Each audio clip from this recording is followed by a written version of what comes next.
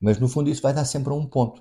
Vai dar sempre a um ponto que é a distração é muita, o foco não é na família, começa a ser noutras coisas, e então essa parte é descurada. Aquilo que te levou a casar, por exemplo, não é?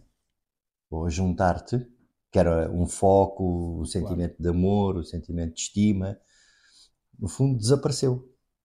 Desapareceu e nunca mais foi alimentado, não é? Portanto, e as pessoas, pronto, entregam-se a outras atividades, começam-se a distrair, então acaba por as coisas degradarem-se, não é? Depois há o nível da comunicação, portanto, fica logo mais tóxica, tu não tem pachorra para ouvir o outro, não tem paciência para ouvir as queixas de outra pessoa, e as queixas já são um aviso, já é para aí. O que há aqui por trás? Olá, bem-vindos ao podcast Decides Tu, um podcast sobre desenvolvimento pessoal e literacia financeira, onde partilho consigo a experiência e o conhecimento tanto dos nossos convidados como a minha. Eu sou o Eugênio Dodono e este é o podcast Decides Tu.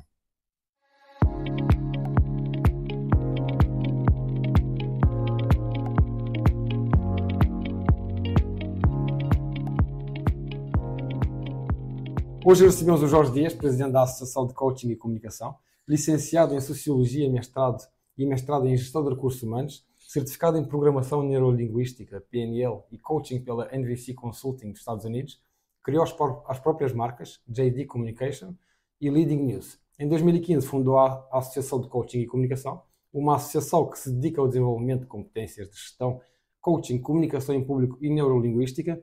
É uma entidade certificadora de programas com alinhamento internacional. Foi consultor empresarial nas áreas de clima organizacional, diagnóstico de liderança e do índice potencial motivador.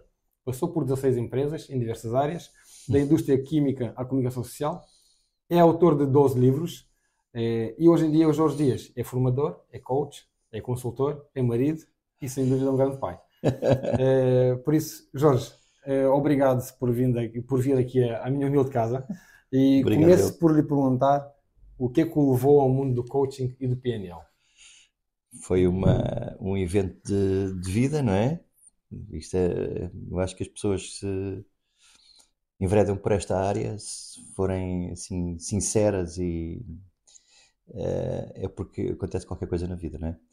E eu foi isso, em 2009, houve uma série de acontecimentos que me empurraram para esta área. Portanto, estava a acabar o mestrado, nessa altura, 2009, estava a acabar o mestrado em gestão de recursos humanos. Foi aí que eu conheci também o coaching. Tive a primeira mini certificação de coaching. E então, em 2009, aconteceu que saí da organização, a organização foi vendida. Eu tinha uma expectativa diferente do caminho que a organização seguiria. Era uma organização de comunicação social, de jornais e revistas. E depois saí em litígio. Mas no mesmo mês que isso estava a acontecer, eu separei-me. Ao mesmo mês, portanto, Pois. houve ali um break ao mesmo tempo que foi muito estressante, trouxe-me muita ansiedade, trouxe-me muita revolta, trouxe-me aquelas perguntas que as pessoas fazem, perguntas no fundo são estúpidas, como eu digo que é porquê a mim, porquê agora e porquê desta forma? E fez muita confusão, porque é que no mesmo mês aquilo acontece. Um, Pronto, e então isto levou-me a fazer, abreviando aqui a história, não é? Levou-me a fazer, a tomar uma decisão que é enverdar pelo coaching e pela programação neurolinguística, mas para fazer um processo pessoal. Para fazer, fui tirar cursos, não é? Mas Claro. para fazer um processo pessoal, para compreender as emoções, para compreender a mim, para me serenar. E então houve muita revolta, houve muito sofrimento, né, porque descobri coisas que não gostava, mas foi assim que começou esse processo. Depois, a meio do caminho, comecei a descobrir que podia, com a minha experiência de trabalho, como disseste, nas 16 empresas, não é? Pois. E com este conhecimento adquirido e com estes eventos de vida, que são experiências que eu podia transmitir. Então foi uma passagem natural, não é?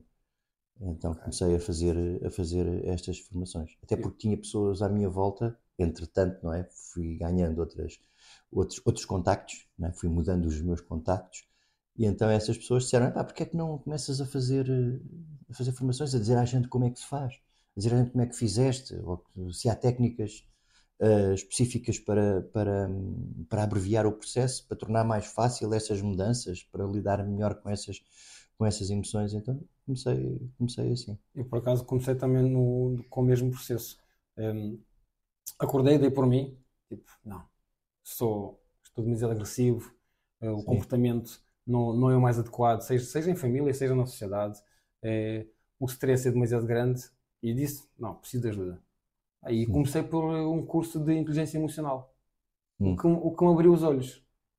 Não, há outro caminho de crescimento, há outro caminho de aprendizagem e tem que continuar a estudar, tem que continuar a estudar, mas não para ter competências técnicas, mas para ter aquelas soft skills que nos faltam. sim, E depois veio o resto, veio a certificação em coaching e o coach sempre dizia, pessoal, quem entra nesse mundo do coaching, esqueçam, nunca mais para. A seguir, pois vai- a isso seguir, vai- a torna-se seguir, um vai- vício, né, de a seguir descoberta. vem um PNL, vem outras tantas formações. Por isso, eu falo por mim. Até tive amigos meus que não me viam há uns anos e quando disseram, quem és tu? A gente não te conhece. Por isso, acho que o próprio coaching e a inteligência emocional veio mostrar um novo eu. E depois a gente faz o quê? Começamos a contagiar os outros à nossa volta. Seja a nossa família, seja a nossa companheira, seja os nossos amigos, e queremos partilhar essa nossa felicidade ou esse nosso crescimento com os outros. Portanto, eu acho que, pelo menos eu, Sim, não vou ficar por aqui. Vou sim, continuar. E o Jorge então tem com o seu currículo e o seu crescimento na associação de coaching tem sido gigante mesmo. Mesmo nos livros, nas formações que dá. obrigado, sim, sim. E, Sabes que isto é preciso uma grande humildade. Tu disseste aí, acordaste e ficaste, e disseste, eu preciso de ajuda, eu preciso de fazer alguma coisa, não é? Foste fazer formações. E isso é humildade, é a pessoa reconhecer que precisa de alguma coisa para diferente para a preencher, para se tornar equilibrado. E há pessoas que recusam isso, não é? Há pessoas que não querem, eu não quero, ou porque acham que estão bem e continuam na mesma, ou então porque se recusam a reviver certas emoções e certas, o prov- certas atitudes, comportamentos, porque isto é assim, tirar cursos, pelo menos comigo aconteceu, é um bocado duro, quando é para fazer um processo pessoal, não é? É um bocado duro porque nós vamos descobrindo coisas e ficamos revoltados. Revoltados, epá, isto não encaixa. Eu não costumo fazer isto assim, eu não costumava pensar assim. Isto não tem lógica. Isto não faz sentido. Não, eu não vou adotar isto. Então há um sofrimento. Mas se a pessoa estiver aberta e tiver a consciência de que quer alguma coisa diferente, acaba por experimentar, acaba por ir em frente. Depois as coisas começam a fazer sentido e começam a abrir-se para um novo mundo, não é? Agora, isso acontece também dos amigos. Diz, pá, mas tu estás diferente. Que tipo de linguagem é essa que tipo, começam a achar estranha a nossa atitude? Mas acontece que isso é completamente normal. Quer dizer que estás a fazer um processo pessoal e estás-te a modificar. E muitas destas pessoas com quem tu te dás acabam por se afastar, não é? Naturalmente, não é Eu, preciso eu, cortar eu, com se- ninguém. eu senti isso. E eu perdi. Muitas pessoas afastaram-se de mim. Pois. Agora, o porquê, e aponto-me sempre porquê. Mas o que é que eu fiz de mal às pessoas? Porquê que Porque as a pessoas se afastaram? terminologia já não é a Já mesma. não é mesmo. O comportamento já não é o mesmo. Portanto, as pessoas já não te reconhecem como igual ou como Fazendo semelhante. parte desse círculo Mas às vezes as pessoas, tens que largar as pessoas que tens e tóxicas. juntar-se a outros. Não é preciso fazer esse corte. Não é preciso fazer isso, que isto é muito radical, não é? Dito assim é muito Eles radical. afastam-se As sozinhos. coisas acabam por se esfarelar, não é? Pois Digamos é. assim. As coisas acabam por nós escolhermos outro tipo de companhias, outro tipo de leituras, outro tipo de atividades e acabamos por diminuir o contacto com essas pessoas mais negativas, mais pronto, diferentes de nós. Nós estamos a fazer um caminho, portanto Pois. é completamente natural E as para coisas si esta, acontecerem assim. esta, esta mudança, esta passagem, foi pacífica? Ou foi estressante? Eu, por mim, Epá, pelo foi menos, estressante um foi bocadinho, estressante, não é? sim. Pois Foi, pronto. mas eu quer dizer, foi estressante, mas ao mesmo tempo eu via que isto tinha pernas para andar, não é? Claro. Eu vi que isto faz sentido, não é? Estes conceitos todos, esta forma de ver a vida, isto faz sentido. Agora, eu não estou a encaixar isto bem, portanto, está aqui uma parte de sofrimento. Por isso é que a gente diz processo pessoal, que é um processo que não é uma coisa que se faça no momento. E então nós reconhecemos que aquilo tem ali sumo, não é? Claro. Então eu continuei, não é? Portanto, até encaixar estas coisas. Aliás, nos programas de programação neurolinguística, que são certificações, são coisas para 4 meses. As primeiras aulas são de pressupostos, os pressupostos da programação neurolinguística. Pressupostos são frases. Porque é que a programação neurolinguística rege-se por aqueles princípios, por aqueles pressupostos. Logo aí, quando as pessoas são confrontadas com esses pressupostos, dizem, isto não, eu não acredito nisto. Eu não acredito que isto seja possível. Como, por exemplo, errar não existe, só existe feedback, por exemplo, é um exemplo. As coisas são como são. Isto não pode ser. A gente não pode ser conformistas, isto não tem a ver com conformismo, portanto a gente tem que depois explicar. Portanto, cada frase tem um conteúdo por trás, não é? Portanto, tu tens todos os recursos, todas as pessoas têm todos os recursos para atingirem o sucesso. Nem todas têm os recursos, as pessoas resistem a esta ideia. Mas depois, à medida que o tempo vai correndo e que o curso vai correndo, portanto, há uma compreensão diferente destes pressupostos e as pessoas aceitam, não é? Porque estes pressupostos abrem perspectivas, não é? Claro. Abrem perspectivas, abrem oportunidades, abrem possibilidades.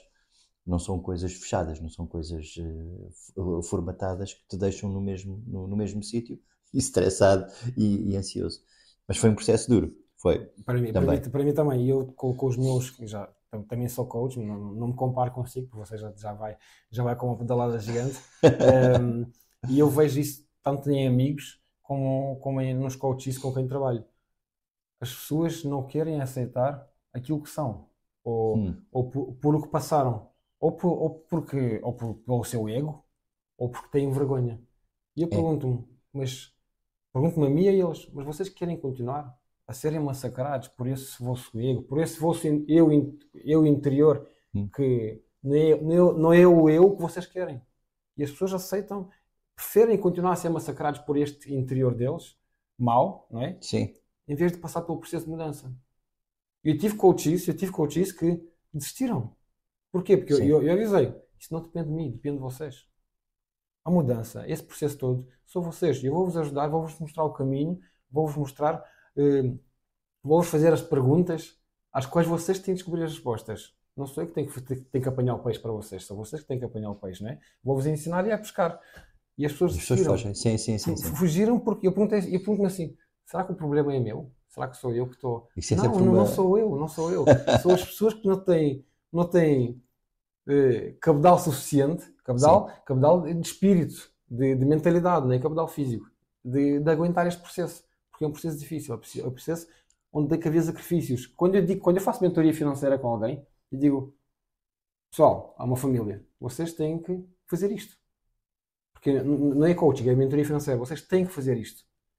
Mas deixar de comprar doces, vocês têm que fazer isso, têm que deixar de beber sumos, tem que fazer, se querem alcançar esse objetivo financeiro, têm que fazer cortes. O sumo é uma necessidade básica para a vossa vida. Não, no sumo, estou a dar um exemplo só. Pois. Não, como outros quaisquer. Mas as pessoas não querem fazer sacrifícios. Preferem continuar a manter o nível de vida que têm, a gula que têm, não é? sobre os bens, mas não querem fazer sacrifícios.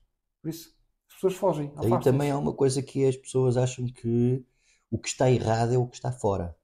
Os outros é que estão errados, as situações é que vêm ter com elas, e eu sou um azarado, eu só me acontece disto, não sei quantas, as pessoas são mais para mim. Portanto, tudo o que está fora é que tem que ser reparado, é que está mal. E eu não tenho que fazer modificações nenhumas. Os outros é que têm a culpa, ou os meus pais, ou os colegas de trabalho, ou os chefes, e então aí não há hipótese, não é? Porque a mudança começa sempre em mim. Porquê? Porque é em mim que eu tenho capacidade para alterar coisas. Eu não tenho capacidade nenhuma, não é? Isto já é um clichê, não é? Isto já é um clichê. Não tenho capacidade nenhuma para mexer no exterior, para mudar pessoas, para mudar as situações. Ora, se eu mudar em mim alguma coisa, se eu mudar atitudes, se eu mudar pensamentos, se eu mudar o meu tipo de emoções, claro que se eu mudar os meus pensamentos, mudo as minhas emoções, não é? E por conseguinte também mudo as minhas atitudes e os meus comportamentos, claro que o feedback que eu recebo de fora, as respostas que eu recebo de fora, as pessoas que eu vou encontrar lá fora, começam a ser diferentes. Eu tive essa experiência, foi absolutamente brutal. Eu também tinha aquela coisa de apontar o dedo, pá, isto não sei Pois. quantos. Depois os tribunais, eu estive em tribunal, por causa da empresa, e aquilo é enervante, não é? As questões em tribunais, as questões litigiosas com empresas e tudo aquilo é muito desgastante. Portanto, eu tinha situações de revolta. Por acaso ganhei o processo. Ganhei o processo, foi um período longo, mas ganhei o processo. Mas a questão é que nós, quando mudamos alguma coisa em nós, por ser. Acaba por haver modificações lá fora, e não é lá fora que existem estas modificações, foi eu que mudei e que trouxe novas coisas a mim. Portanto, foi um processo até Mesmo, gratificante. até é engraçado que até ontem estava a dizer a minha mãe, ela no serviço dela, estava-lhe a dizer que, porque ela estava, eu perguntei-lhe sobre uns artigos e ela disse, não encontro, não sei, não me lembro, e começou a culpar o trabalho. É muito trabalho, são muitos clientes. Filha, a culpa não é tua, a culpa não é dos clientes, a culpa é toda tua. Tens que organizar melhor o teu trabalho, ou gerir melhor o teu tempo, agora para de culpar os outros. É o que fazemos sempre, a culpa sempre é dos outros, nunca é nossa. Por isso é engraçado que eu passei também muitos anos, ou seja, eu cheguei aos 30 e poucos anos e abri a pestana. A culpa não é dos outros, a culpa é minha. Por eu ser E assim, convém pensar assim. pois, Eu assim mesmo. escolho pensar assim. Mesmo que haja aqui uma resistênciazinha interna, que diga, o outro também foi mau. O outro foi desonesto, ou, pronto, teve uma atitude má. Convém pensar que eu tenho a responsabilidade sobre a situação. Claro. Porque eu promovi, de alguma forma, E permiti. permitiu, porque se aquilo se aconteceu comigo, eu tenho alguma responsabilidade. Claro. Portanto, se eu pensar assim, eu ganho controle.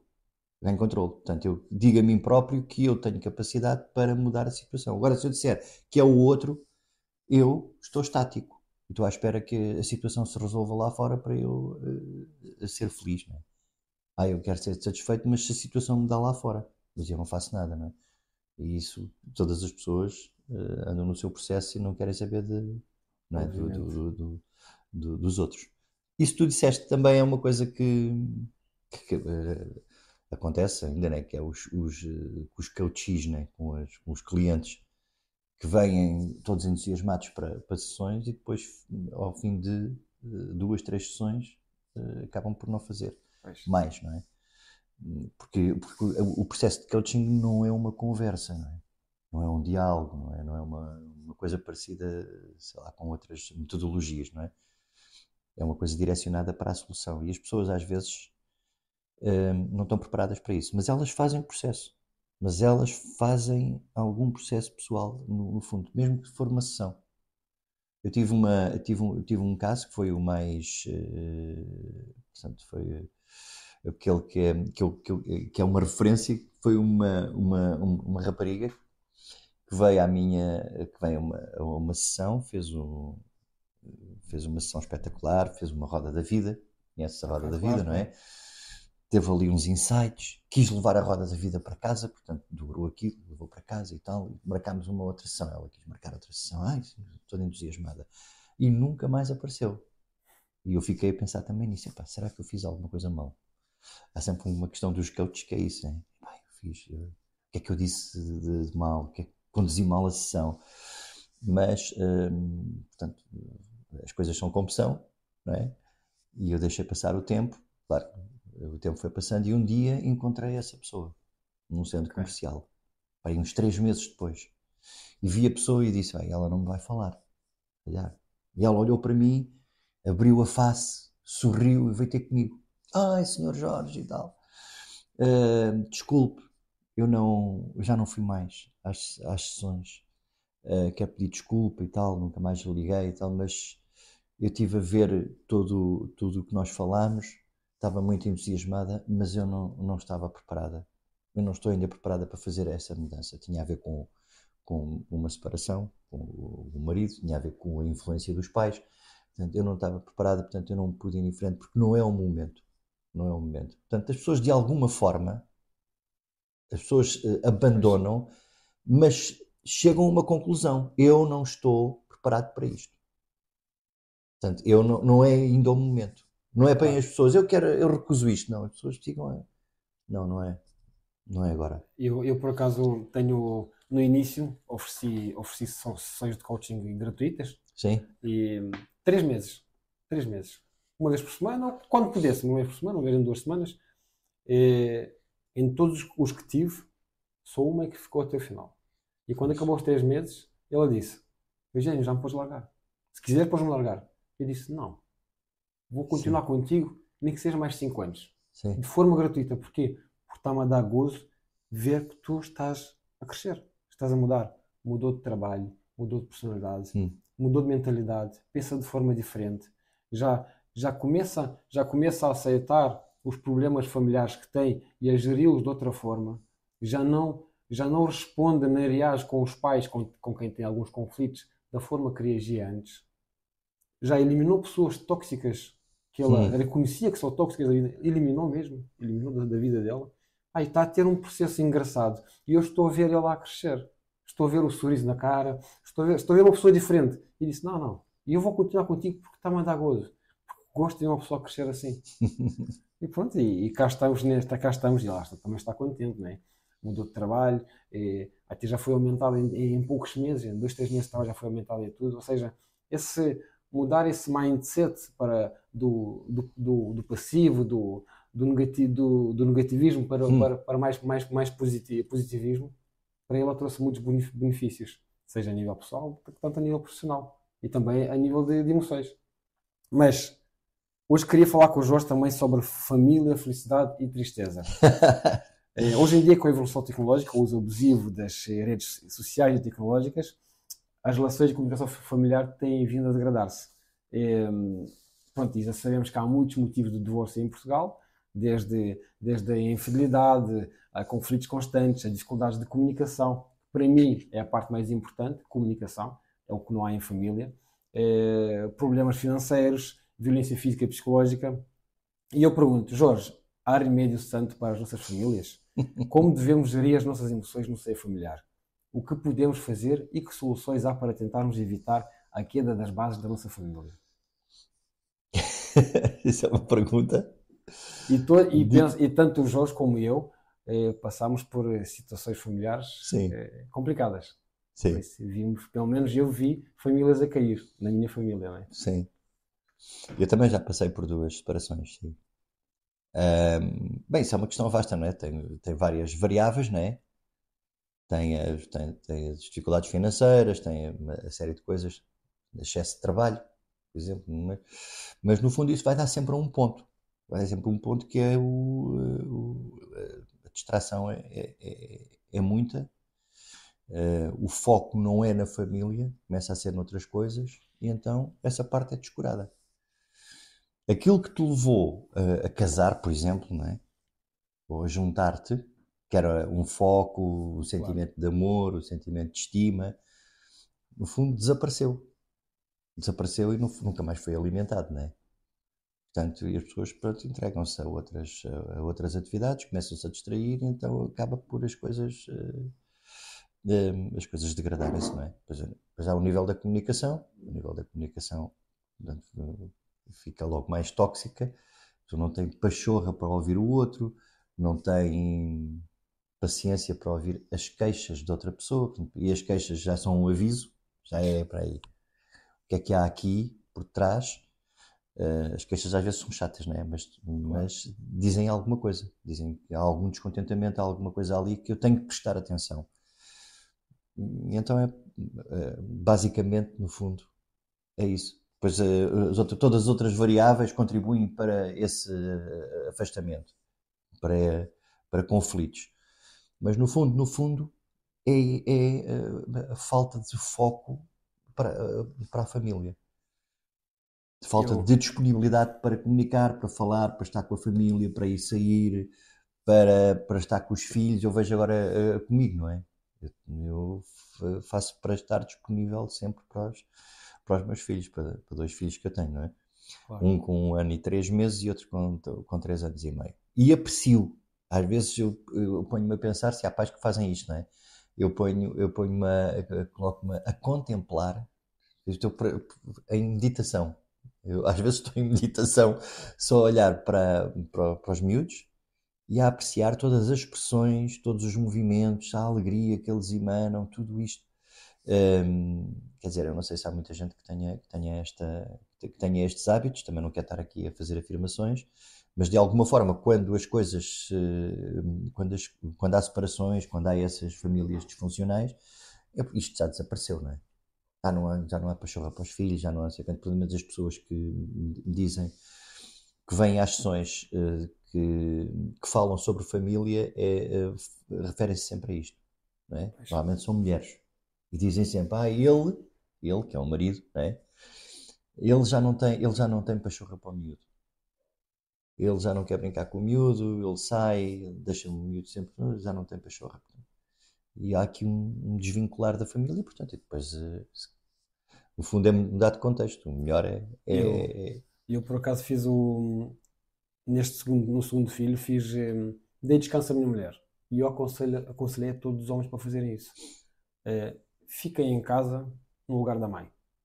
Fiquem com. Aqueles dias por lei, que a mãe tem que tirar, com os sim, 42 sim, dias, e se escolherem ficar 150 ou 180 dias, o homem fica com o restante. E no final, no mês final, fica a mãe no lugar do homem. E eu fiz isso com a minha mulher. E eu fiquei com a licença da mãe em casa com o meu filho. sim. Foi um processo. Foi um processo brutal. Foi estressante, sem dúvida, claro. Termos um bebê que não reage, engasga-se. Foi Sim, estressante, chorei, mas é um processo que, que me levou a ver o que é que a mulher também sofre. sim, E que a mulher também precisa de espairecer, precisa de paz, precisa de ter o seu sossego psicológico, de sim, fugir desse ambiente um pouco. E eu fui empático aí, meti-me no lugar da minha mulher. E também ajudou-me também a criar ligações com o meu filho. Porque exatamente, sim, sim, sim. nessa idade a gente pensa que eles não veem, não sentem. Não, não, pelo Sentem, contrário, pelo sentem. contrário. É nessa idade que eles criam a ligação com quem cuida deles. É por isso que diz que o bebê na fase inicial não vê, só vê da distância do peito da mãe à cara, que é para Sim, poder ver a mãe.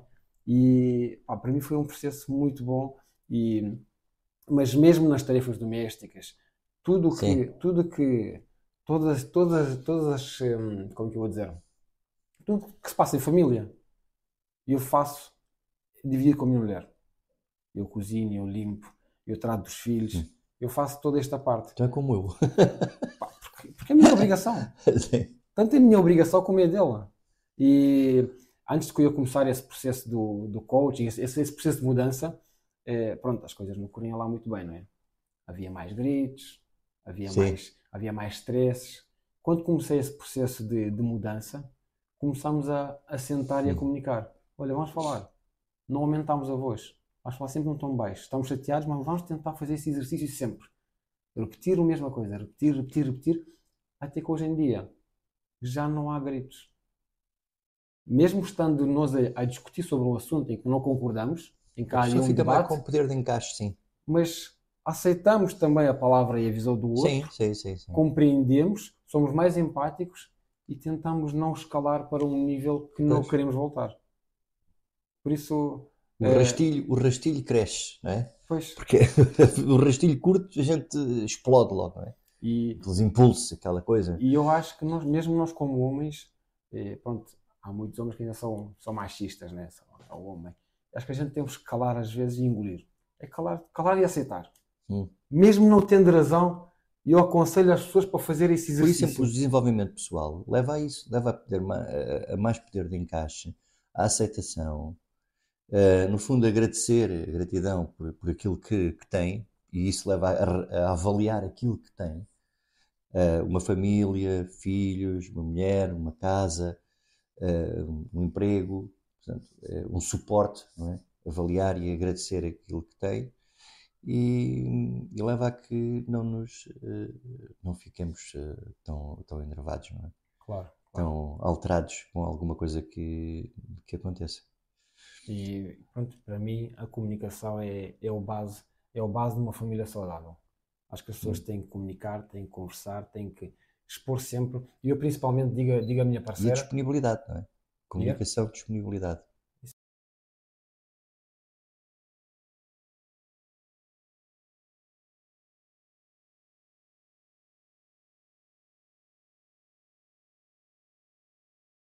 assim. E eu continuo a dizer à minha esposa que onde é que eu ia? Ia dizer alguma coisa, esqueci-me. Portanto, ia dizer alguma coisa, esqueci-me, fugi-me por causa da câmara.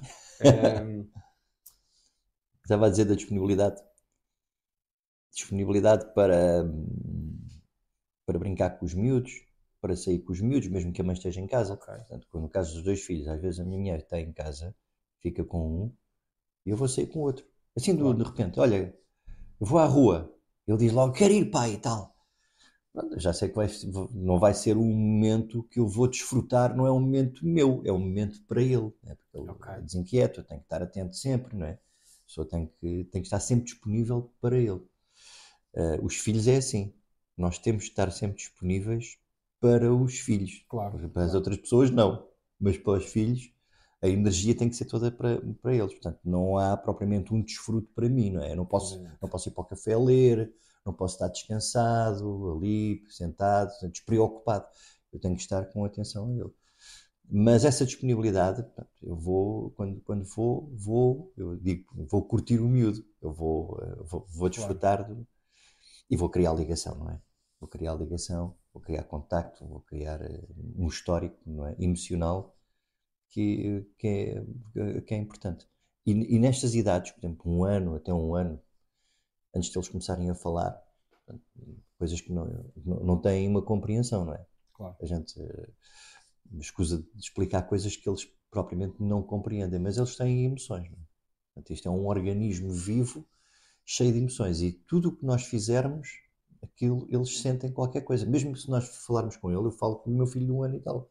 Olha, isto não pode ser assim, não pode ser assado, ou isto vamos fazer isto, ou vamos fazer aquilo. Eu sei que ele não compreende, cognitivamente ele não compreende, mas no fundo eu vejo com uma abertura no miúdo e uma atenção no miúdo para mim, porque há um processo emocional ali que o aproxima e ele, isto é considerar os miúdos como iguais, não é? Eu não posso, eu não posso dizer que ele não compreende, eu não lhe vou dizer nada. Isto é assim, é diretivo. Isto não podes fazer isto. Pois. Não podes ir para ali. Eu digo, não, olha, não podes fazer isto por causa disto e por causa disto e por causa disto. Pronto. Explico. Eu sei que a explicação ele, ele não entende. Claro. Mas ele percebe que há qualquer coisa por trás e que eu lhe estou a explicar e que eu estou a ser compreensivo. Portanto, isto é um processo emocional. E então ele acaba por fazer aquilo que é devido, que é não fazer. É mais fácil gerir a relação assim. Então, Jorge, fala-me um pouco sobre a felicidade e como ela influencia a nossa gestão de emoções. Eu vou-lhe dar um exemplo. Eu tinha fases da minha vida, até são recentes e tudo, que eu até dizia à minha mulher que, hum, voltando atrás, agora lembrei-me daquilo que queria falar. Eu muitas vezes dizia à minha mulher sempre assim: eu só preciso desabafar, só preciso ter alguém que me ouça e que não me dê uma opinião. Ah, Não dês a opinião se não for pedida. E eu dizia isso muitas vezes à minha mulher. Eu não quero a tua opinião porque eu não pedi. Eu só preciso que me ouças. Eu preciso de alguém que me ouça. Só isso. Pronto. Era essa a parte que eu queria falar e já me lembrei. Mas pronto, voltando aqui à felicidade. Como é que ela influencia a nossa gestão de emoções? E eu muitas vezes paro e pergunto-me assim: eu sei que eu ser feliz. É assim tão difícil ser feliz? E pergunto: será que mantermos felizes é meio caminho andado para termos uma vida mais plena e feliz? Será que é possível estarmos felizes para sempre? Ou os desafios menos felizes da vida devem fazer parte do processo e nós devemos aceitá-los não como problemas, mas sim como desafios? Faço-me entender na pergunta? fazes. A E, felicidade sempre foi, quer dizer, sempre foi o fim último de cada ser humano, não é? Claro. O ser humano faz aquilo que faz, até inconscientemente, faz porque tem que fazer, faz porque deseja, faz porque quer, faz porque, enfim, mas para ser feliz. Mesmo não admitindo isso, né? Não pensando, será que isto é para ser feliz? Mas é tudo o que nós fazemos tem uma intenção positiva e é a felicidade. Isto já vem na programação neurolinguística. Ok. Agora, este tema da felicidade tornou-se muito, muito sexy nos últimos anos, não é? A gente fala de felicidade, atingir a felicidade, alcançar a felicidade. E isto não tem a ver com aquela coisa do coaching do ponto A e do ponto B, não é? No ponto A eu sinto-me feliz, eu sinto insatisfação, e o ponto B eu quero ser feliz, mas esse ponto B não existe. Portanto, porque a felicidade não é uma coisa que seja um ponto que eu alcance, é um ponto que eu mantenho, não é? Ok. No fundo, eu tenho que atingir um estado emocional que me sinta e que reconheça em mim a felicidade. A felicidade é difícil de definir propriamente, não é? No fundo, é um grau de satisfação, é um Claro. grau de gratidão, é um grau de que eu me sinto preenchido, que tenho as coisas que preciso, que tenho hipótese de me desenvolver. Portanto, pode haver montes de variáveis aqui que nós podemos acrescentar para definir ou complementar a definição de felicidade. Mas para cada pessoa há de ser um pouco diferente, não é? Agora, as pessoas querem atingir alguma coisa, mas no fundo têm que fazer lá está, o desenvolvimento pessoal, Claro. têm que fazer muito desenvolvimento pessoal, desenvolvimento interno para atingir esse estado. Eu dou-te um exemplo do estoicismo. O estoicismo foi uma filosofia criada em 300 anos antes de Cristo, e a partir de um evento absolutamente fantástico, quer dizer, fantástico, foi dramático, não é? Que é um mercador, que é o Zenão. Os gregos eram muito dramáticos mesmo. Diz? Os gregos eram muito dramáticos.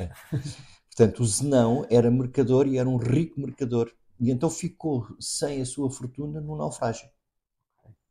Perdeu tudo no naufrágio. Portanto, ele era um homem dedicado à vida material, portanto, às trocas, ao dinheiro, só pensava nestas coisas, não é? Da vida material, a vida do dinheiro, e então ele salvou-se e foi parar a Atenas. Agora, abreviando a história, não é? Aí conheceu as filosofias do Sócrates e do Aristóteles e depois, entretanto, mais à frente, criou a sua própria filosofia, a filosofia estoica. E o que é que ele diz? Qual é um dos primeiros princípios? Uma coisa diz que ele descobriu. Isto é uma coisa básica, que é o mundo interno é mais previsível do que o mundo externo. Pois ele... E isto faz pensar, não é? Porque o mundo interno é o quê? São as tuas emoções, os teus pensamentos, as tuas atitudes, os teus comportamentos. E então tu tens controle sobre isso, não é? Ao passo que no mundo externo, vem sempre em sequência do que estávamos a falar há pouco, não é? O mundo externo, o mundo dos negócios, o mundo do dinheiro, o mundo dos clientes, o mundo dos investidores, ele não tem controle. Tanto não teve controle sobre o naufrágio. Ele não pode fazer as coisas voltar atrás. Então ele encontrou a felicidade na filosofia estoica, fundou a filosofia estoica com uma série de princípios, encontrou então o mundo interno, uma coisa que ele conseguia controlar e conseguia manter o estado emocional, portanto, mais previsível do que o mundo externo, e ele encontrou uma estabilidade. Teve muitos seguidores, pessoas que o tomaram como exemplo e quiseram aprender com ele, e este teve um caminho. E é o que eu digo sempre também às pessoas com quem trabalho, que a gente tem que cuidar do nosso mundo interior, do nosso mundo espiritual. Porque tudo o que se passa à nossa volta é, é de acordo com o que está aqui dentro. Por isso eu digo às pessoas, ser feliz, encontra algo que te faça feliz. Faz algo que te faça feliz. Pensa em coisas que te façam felizes. Esquece o negativismo, esquece as coisas que te deixam tristes. Porquê? Porque se tu mantiveres... Uma pessoa triste é o quê? Uma pessoa cabisbaixa, que caminha para o trabalho, volta do trabalho, deita-se, come, acorda outra vez, trabalho, outra vez o mesmo processo, sempre o mesmo processo. Uma pessoa triste, uma pessoa cabisbaixa, uma pessoa que perdeu o rumo, uma pessoa que não tem objetivos, está perdido ali na neblina. Agora, uma pessoa que seja feliz vai ser uma pessoa mais focada, vai ser uma pessoa que vai ter mais mais objetivos, vai ter uma missão diferente, vai querer encontrar mais coisas ou eh, mais objetivos que a faça mais feliz ainda. Ou seja, porque a felicidade, eu acho que é muito viciante. E a partir do momento que começamos a ser felizes, começam a vir várias coisas. Começamos a ter melhor. eh, o nosso estado financeiro começa a melhorar, a nossa relação com outras pessoas começa a melhorar também, nós comportamos de forma diferente, a nossa postura em sociedade também muda, o nosso comportamento, os nossos pensamentos mudam também, o nosso mindset vai se alienar à felicidade, ao processo de felicidade que passamos. Por isso, tudo, por causa dessa nossa felicidade interna, tudo à nossa volta vai crescer. Vai fazer com o quê? Vai fazer com que a felicidade aumente, vai escalando, vai escalando. Depois torna-se um processo viciante, em que já não queremos largar, em que vai ser muito mais fácil, ou seja, no início é um processo difícil, é um processo estressante, é um processo que é preciso Pois fazer estás ligado à sacrifícios. escassez, não é? Pois, Tu quando estás a pensar na escassez, me falta isto, falta-me aquilo, se eu tivesse isto, se eu tivesse pois, aquilo, se eu fizesse isto, se eu fizesse, a gente está muito focados no ter e no fazer, não é? é isso E mesmo. aqui é ser feliz não tem a ver com fazer e o ter. E,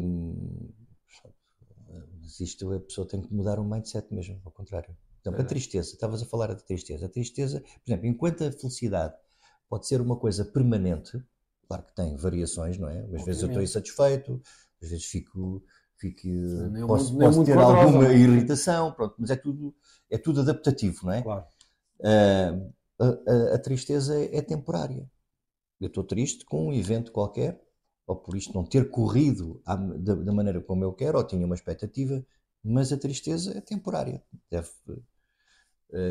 Tem ali um espaço em que existe e depois deixa de existir. Volta outra vez ao estado de positivo, estado de felicidade, né, digamos assim, ao estado de satisfação. Está tudo a correr bem, eu vou fazer coisas que levem a que isto corra bem, os meus projetos, ao meu estado emocional. Portanto, agora, a felicidade é sempre uma coisa, quando a pessoa consegue sentir a felicidade, não é atingir a felicidade, quando a pessoa consegue sentir que tem alguma felicidade afinal, apesar de tudo, Claro. isto às vezes, isto aqui, deixa-me fazer só uma interrupção, que é assim, nós agora estamos a falar aqui nas sociedades organizadas, não é? Claro, claro. Sociedades, porque nós não estamos a falar na Ucrânia, nem Pois. estamos a falar no Médio Oriente, porque isso aí é difícil falar em estados de felicidade. Estamos a falar aqui em sociedades organizadas e em que há paz, não é? Em que há Claro. alguma organização. De resto, isto portanto, aí nessas sociedades é mais difícil. Mas a felicidade tem que ser sentida. Não é uma coisa que se atinja, não é uma coisa que se chegue lá, não é uma coisa que se alcance, é uma coisa que se sente. E pode-se sentir sempre no presente se eu reconhecer aquilo que tenho. Há um exercício que eu também às vezes dou às pessoas para fazer, não é? Que é o que é que tu tens agora? Não é? O que é que tu tens? O que é que tu fizeste até agora? Tu és a pessoa que és face ao teu passado, mas o que é que tu fizeste agora? Até agora? O que é que tu alcançaste até agora? E então a pessoa começa, faz a lista, né? Ela pode ter casa, pode ter marido, pode ter filhos, pronto, tirou um curso não sei quantos, aprendeu a andar de bicicleta, mas coisas mais simples. Aprendeu a andar de bicicleta. Né? E então, isto vai dar a sensação à pessoa daquilo que é positivo, que ela, no fundo, ela conseguiu fazer estas coisas todas, no fundo, teve gozo a fazer estas coisas todas, portanto, não há razão nenhuma para ser infeliz. Portanto, a razão é para ter satisfação por aquilo que fez, por aquilo que é, e ter a capacidade, ter as competências para continuar em frente, a trabalhar e Claro. a fazer aquilo que contribuir mais para a sua satisfação. Mas é preciso ser reconhecido por aquilo, pelo passado, reconhecido pelo presente e ter gratidão. Então, o que é que o Jorge diria a uma pessoa que está triste? Como ele devia lidar com a tristeza? O que lhe faz triste, com certeza, deve ser uma coisa que é passado, não é? uma coisa que aconteceu. Uma coisa que o estar triste tem a ver com uma coisa que se passou e que eu não esperava e que eu não queria que se tivesse passado. No fundo tem a ver com expectativas. Isto é que leva ao stress, à ansiedade e à depressão. Estamos a falar da tristeza, está lá também. É uma coisa que não aconteceu como eu queria. Mas não é, as coisas não acontecem como nós queremos. Nós fazemos isso tudo. Nós planeamos, podemos fazer planeamentos por passos para atingir uma série de coisas. Portanto, por isso realmente há uma probabilidade de chegarmos lá perto. Mas não quer dizer que isso aconteça. Portanto, as expectativas levam também a que haja infelicidade, porque se as coisas não acontecerem como nós queremos. Portanto, o que é que eu digo uma pessoa triste? É relativizar isso. Será que isto é o fim do mundo? Será que isso daqui a 3 anos é importante? Não é? O que é que faria, por exemplo, um exercício também que é da programação neurolinguística, o que é que faria Buda? Ou o que é que faria o Gandhi? Ou o que é que faria outra pessoa, sei lá, uma pessoa que seja referência para esse coachee, para esse cliente? Pode ser o Barack Obama ou, sei lá, outra pessoa qualquer, não é? O que é que faria essa pessoa iluminada? E então, com certeza que aparecem soluções e as coisas são ressignificadas. Portanto, tirar a importância que que está a dar ao evento e dar importância àquilo que está para lá do evento. Aquilo que faz tristeza é muito pequeno em relação ao que a pessoa construiu durante a vida. Não é? Eu costumo dizer que é um estado emocional temporário e eliminável. Eliminável ou reconstruído. Até digo à pessoa, imaginem o seguinte, imaginem que eu vou aqui à parte de cima da cabeça, mas pronto, as emoções não têm a ver com o cérebro, mas vamos exemplificar. Imaginem que a parte de cima da vossa cabeça, lá dentro, é só gavetinhas. São gavetas. Sim. E nós temos que chegar às gavetas, abrir a gaveta e eliminar aquilo que está lá mal. Está lá uma maçã podre, que está a cheirar mal. Sim, sim. Temos que tirar a maçã podre e mandar fora. E depois limpar. Depois tem um processo de limpeza. Mas antes de chegar à gaveta, nós temos que abrir esta parte da cabeça, que é a parte mais difícil para chegar lá. Por isso aqui no estado emocional, eu dou muito esse exemplo. Tens que passar pelo primeiro processo, que é abrir a cabeça, que é encontrares a forma de chegares lá e identificares o que é que lhe leva a estar triste e depois eliminar e limpar a gaveta. Por isso, é um processo, tudo é um processo. A tristeza tem uma função, não é? Também te dizer, a tristeza não é, eu vou anular a tristeza da minha vida. Também é benéfica. E pronto, a tristeza tem uma função, que é sinalizar aquilo que não gostas. É isso mesmo. Aquilo que não queres viver mais. Pronto, aquilo que foi uma frustração momentânea, uma coisa que não atingiste. Pronto, tens que processar. Portanto, a tristeza em relação, por exemplo, a luto. Morreu uma pessoa de família, não é? Às vezes as pessoas vêm sempre com estes exemplos, não é? Você está a falar aí da tristeza e está a falar disso, da depressão e não sei quantos, mas quando morre uma pessoa, quando morre alguém querido, e não sei, claro que a pessoa tem que fazer o luto, tem que reconhecer que está triste e que teve uma perda. Agora, isso não é permanente. Não vai ser permanente. Portanto, é para sinalizar aquilo que eu não gosto, aquilo que eu não quero, aquilo que me causa desconforto, para seguir em frente. Não é para ficar lá. Agora eu fico aqui, eu estou triste com isto e agora eu fico aqui. Por exemplo, isso acontece com pessoas que têm, como eu tive, separações e saem de empresas. Duas coisas que estão no topo dos promotores de stress e de ansiedade. Né? E eu não podia ficar ali. Pronto, agora já não tenho trabalho e não tenho mulher, né? Separei-me. E agora estou triste, e estou deprimido, e estou estressado, e estou ansioso. E agora fico aqui para sempre. A única coisa que há a fazer é sinalizar, bem, eu não gosto disto, isto está a acontecer, é mau, reconhecer que é mau, eu não me sinto bem, eu sinto a emoção da tristeza, sinto a emoção da revolta, sinto a emoção, porque nós não temos este hábito de nomear as nossas emoções. E depois, o que é que eu posso fazer? Isso é que o coaching e a programação neurolinguística ajudam. O que é que eu posso fazer a seguir para mudar o meu estado. Não é só para mudar o estado emocional, é para mudar o estado de vida, não é? Claro. O estado de vida, o estado de prosperidade. Eu por É acaso interessante. ouço o podcast, não, fugiu-me o nome do coach, mas é um coach forte português, se calhar você vai lá chegar. E eu estava a trabalhar e estava a ouvir o podcast dele, ele estava a falar, acho que a filha tinha 4 ou 5 anos que faleceu. Mas a filha tinha um problema de leucemia ou algum problema assim que, pronto, o médico já sabiam que a filha ia falecer. E ela estava a contar esse processo todo, tentou arrepiar, sempre que conto isso eu arrepio-me logo. E ela estava a dizer, a minha filha dizia-me, pai, não te preocupes, o bichinho vai tomar conta de mim, eu vou estar bem. Eu comecei a chorar, eu chorava, disse, não, não. Pois. Como é que ele tem essa capacidade? Porque ele depois diz, pá, depois Sim, eu digo aos amigos, às pessoas, que eu aceitei isso.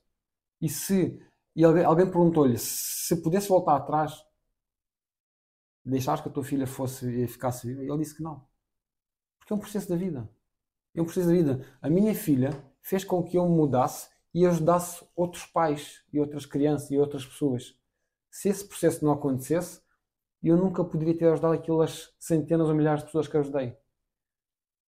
Isso a mim, eu não sei se conseguiria. ok, mas isso, portanto, de certeza que levou o seu tempo Claro, a claro. arrumar esse sentimento, não é? Os estoicos chamam a isso restituição.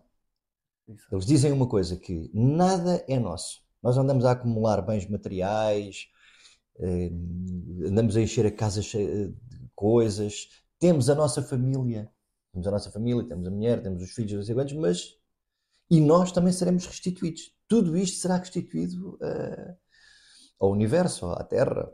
Claro. Nada é para nós não vamos com nada. Portanto, eles dizem que encarar a morte de um familiar como uma restituição. Portanto, é uma continuidade da vida, porque a alma não morre, não é? Claro. É a energia, portanto, morre o corpo. Claro que a pessoa fica triste por perder o contacto, por não poder já comunicar com aquela pessoa, mas no fundo é uma restituição.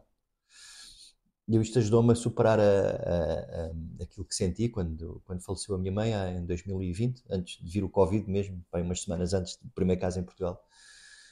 E ela faleceu de cancro na tiroide, né? Depois foi para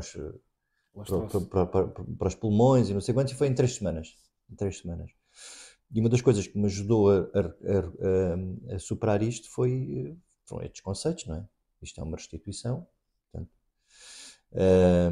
no fundo isto é o que tem que ser, vai ser Claro. devolvido ao universo e eu também um dia serei devolvido também. Claro. Portanto, este conceito também é interessante dos estoicos. Há bocado falou sobre o que é que tu tens. Tens aquilo, tens informações, e eu pergunto muitas pessoas com quem trabalho quem tu és. Eu não quero saber quem é que tu és, se és professor, eu não quero saber quem é que tu és. Sim. Pois as pessoas depois é que fazem o clique. Olha, sou uma pessoa triste, sou uma pessoa que Sim. deixa-se levar pelas emoções, Sim. sou uma pessoa... E acho que quando a gente faz essa pergunta, e eu pergunto várias vezes, não, vais ter que me dizer, podes parar, podes ficar aí meia hora a pensar, a interiorizar, e depois diz-me quem é que tu és. Quem é que tu és com a tua filha, quem é que tu és com o teu parceiro, quem é que és com os teus amigos, que tipo de pessoa és tu? És uma pessoa rancorosa, egoísta, invejosa, uma pessoa boa, pacífica, uma pessoa positiva. Ok. E quando eu já tive uma pessoa que chorou à minha frente, quando começou a dizer quem é que ela verdadeiramente era, começou a chorar. Isto é interessante, é? É muito interessante. Quando perguntar Quem o que é és que tu? tu tens, Quem és tu? quem és tu? E as pessoas às vezes dizem assim: bem, quem sou eu? Eu moro no Barreiro, começam logo pelo espaço exterior. Eu não quero saber. Depois... Mas quem tu és? Não és onde moras. Eu sou engenheiro, ou sou não sei quantos. Não é a tua atividade profissional. Isso é uma pergunta. Portanto, a primeira coisa que há para desbloquear isto é: eu sou o Jorge, não é? Eu sou o Jorge.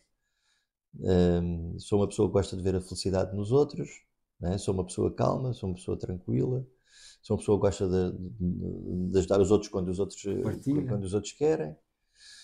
E é mais isto, é mais por aqui pelas qualidades internas propriamente pelos estados, pelos cargos, pelas funções. Jorge, agora vamos para aqui as perguntas básicas que eu vou fazer a todos os convidados.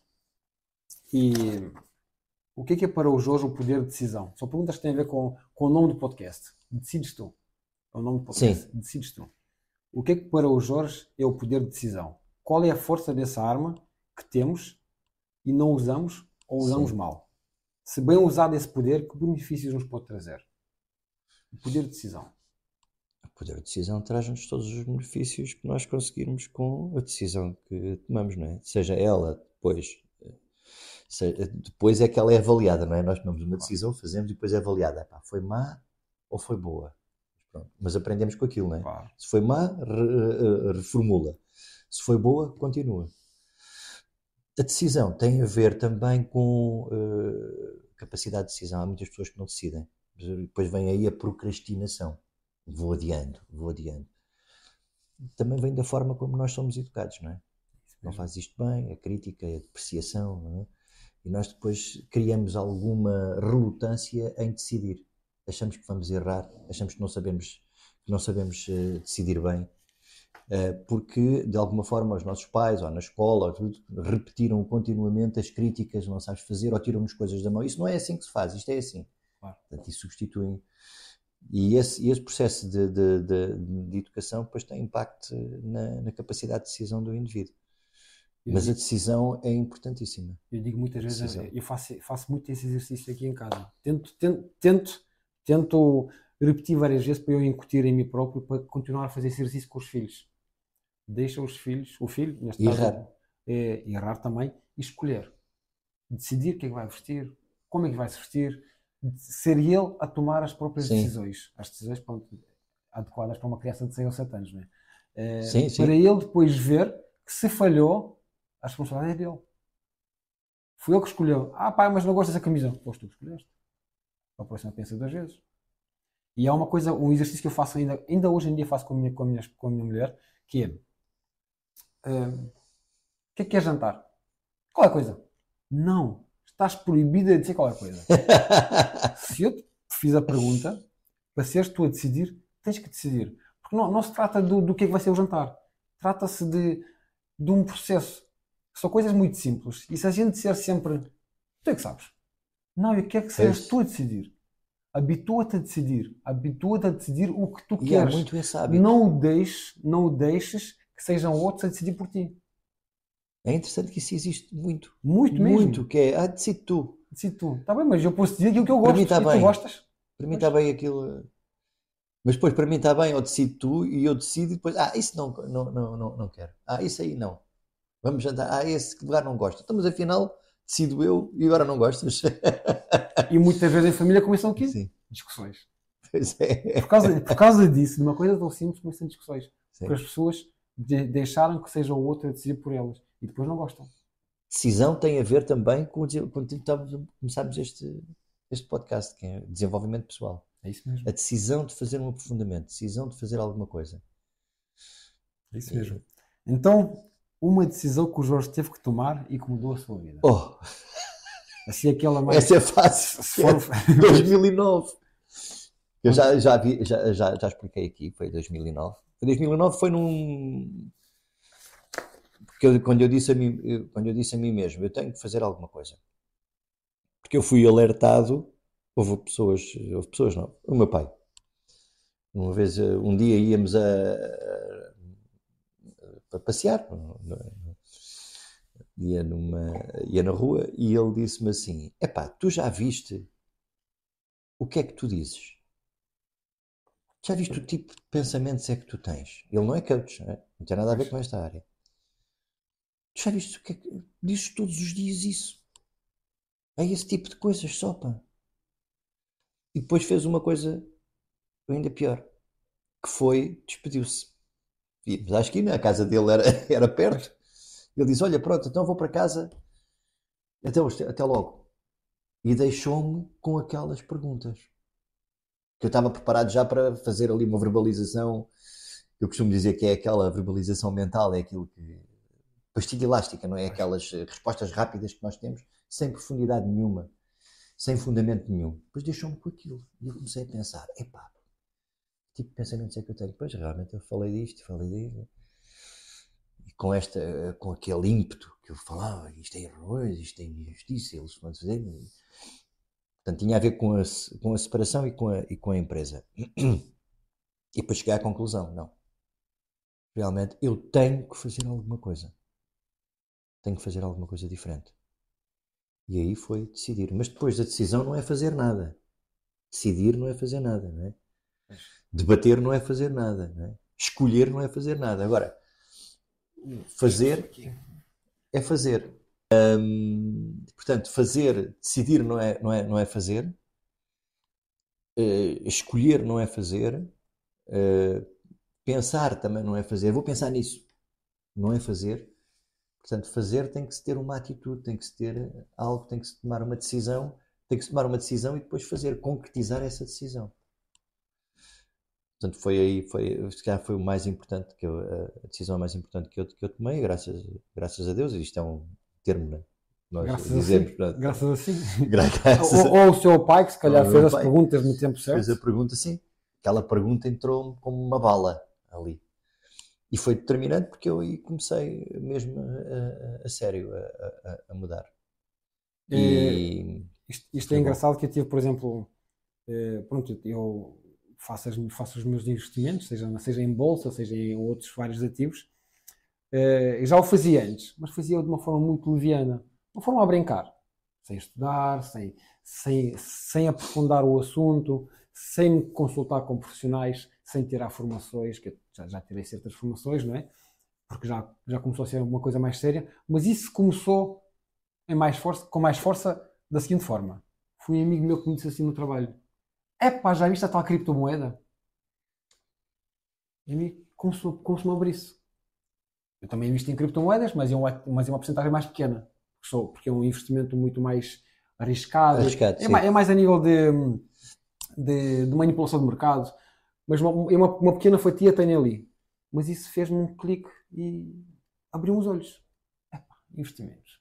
A partir dali começou a minha aventura financeira. E tal e qual como o seu pai. Há ali momentos, e ainda hoje em dia digo-lhe: pai, eu nunca vou esquecer de ti. Porque foste tu, de uma forma inconsciente, Sim, sim. involuntária. Pá, isto aqui, E perfeitamente simples. Simples, uma frase simples. Ele não me disse investe, ele disse-me só: pá, já viste aquilo do Bitcoin e não sei o quê. E a mim fez-me, abriu-me. Às vezes as pessoas dizem assim, mas isso é uma frase, isso é um dito. Não é? Olha, já viste os pensamentos que tens? Eu digo, mas isso. Porque as pessoas pensam sempre, para fazer uma mudança, para tomar consciência, tem que se ter uma conversa séria com uma pessoa e tal, e convencê-la, não é? Claro. Às vezes há frases simples que no momento certo entram e a pessoa depois toma ali a decisão e toma outro caminho. Portanto, essa foi a decisão mais importante da minha vida, talvez. Aqui uma pergunta final. Vou pedir ao Jorge que deixe uma mensagem aos jovens que pode melhorar ou que poderá melhorar o futuro deles. Ou uma mensagem àqueles que pensam que o tempo deles já acabou e que já é tarde demais. Eu tenho clientes que com 40 anos dizem-me assim: já vou tarde para negócios, já vou tarde para investimentos. Se espera, se a esperança média de vida é até aos 80 ou 82, sim, e tu vais a metade do caminho, então, mas tens mais 40 anos para viver e já dizes que vais tarde demais, vais morrer já amanhã. Então, qual é a mensagem que deixa aos jovens que pode mudar o rumo do futuro deles? A mensagem que eu tenho para Aos jovens? é mesmo relacionada com este processo de desenvolvimento pessoal, que é uma coisa que devia estar incluída nas escolas. No fundo, isto ensina a viver, né? Ensina as coisas básicas da vida, não é? Portanto, será que em vez de colecionarem competências técnicas, que é o que a gente quer, não é?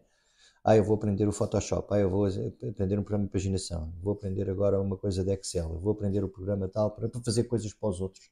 Isto nunca preenche nada em nós. É sempre competências. Eu sei muito, mas ainda me falta aquilo, ainda me falta aquele outro, ainda me falta não sei o que para fazer coisas para alguém ou para uma empresa, não é? Eu aconselharia aos jovens a complementarem isto paralelamente com alguma formação em desenvolvimento pessoal. Portanto, o coaching é o que está mais, no fundo, é o que está mais perto, no fundo, das competências técnicas, não é? Mas ajuda a organizar a mente, a organizar assuntos, organizar reuniões, organizar o processo comunicativo, a estruturar ideias de uma forma lógica, Terem objetivos. a ter objetivos, sim, a planear. Portanto, talvez a formação que devia existir nas escolas desde muito cedo, desde a seguir à primária, lá no secundário, Claro. ou no preparatório. Não sei se existe ainda preparatório, aquela expressão de preparatório Sim, ou sim. secundário, mas devia existir logo aí uma Por isso, formação em coaching. enquanto que não há essa imposição por parte do Estado, que os jovens comecem a fazê-lo de uma autoformação. Sim. Comecem sozinhos essa curiosidade. É mais fácil. Para os mais velhos, eu nas formações que tenho e que dou, portanto, as pessoas que aparecem não são jovens. São pessoas a partir dos 40 anos. São pessoas que, de alguma forma, chegaram à conclusão que têm andado a fazer uma série de coisas que não resulta. E que tomaram a decisão: epá, eu tenho que fazer alguma coisa da minha vida. Será que há uma forma de viver? Deve haver formas de encarar a vida diferente. Então chegam às formações com 40 e tais anos e tal. É muito raro aparecer pessoas de 20 e tal. Já tive pessoas. Mas é mais nessas idades.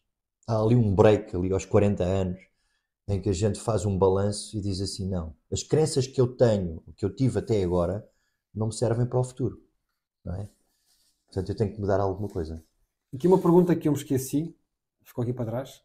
Que livro recomendaria a um casal que quer mudar o seu futuro? Eu recomendaria este, não é?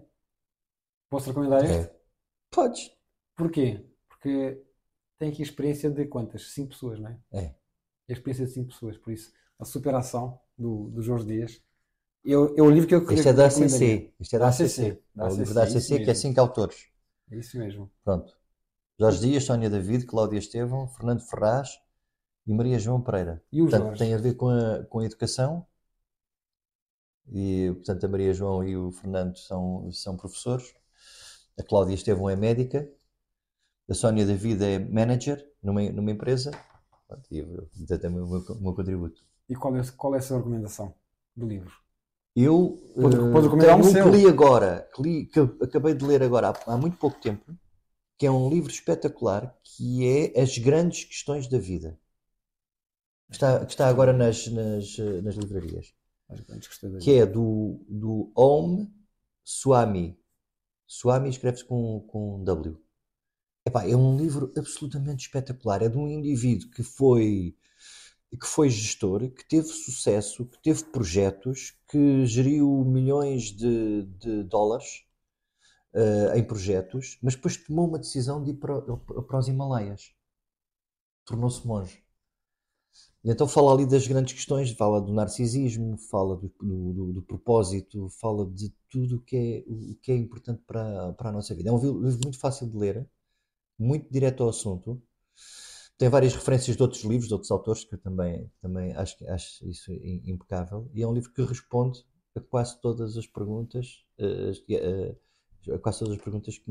foram feitas aqui, que tu fizeste. Portanto, é um livro muito bom. Jorge, obrigado pela presença. Obrigado, para mim foi muito empoderador. Para mim acaba por ser, além de ser um episódio de podcast, para mim acaba por ser uma sessão de coaching. Ainda por cima à borla, que é melhor. Por isso, muito obrigado. Gostei muito. Okay. E sem dúvida que vou continuar a aprender consigo na ACC. Obrigado. Então. E nos próximos fóruns. Vamos ter muitos, espero bem que sim. Obrigado. Obrigado. Se gostou deste episódio, considere partilhá-lo com amigos, familiares e colegas, que também possam conhecer as partilhas de experiência e conhecimento. A sua ajuda na divulgação do nosso trabalho é fundamental para alcançarmos mais pessoas e impactar positivamente as suas vidas. Encontramo-nos no próximo episódio. Até lá, continuam a aprender, crescer e a prosperar.